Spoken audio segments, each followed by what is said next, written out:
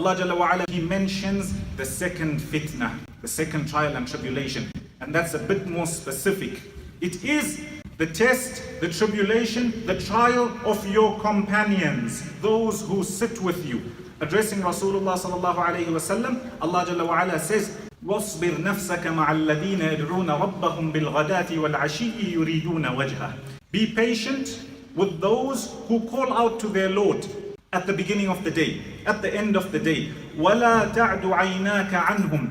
Don't look away from them. These were the poor Muslims. These were the Muslims who had nothing.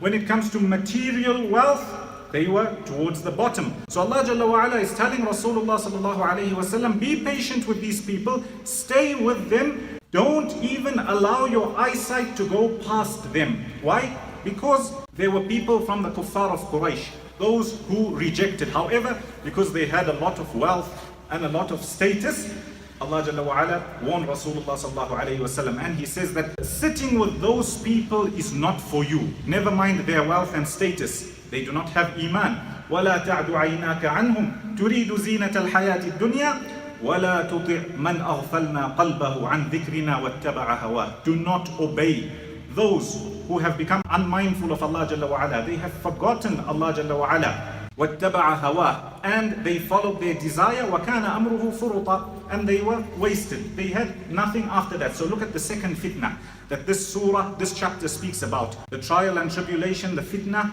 of your companions. Choose your companions wisely. You don't have to always rub shoulders with people just because they are rich. Look at those who have good akhlaq, good Islam, good iman, and befriend those even if they may not have wealth.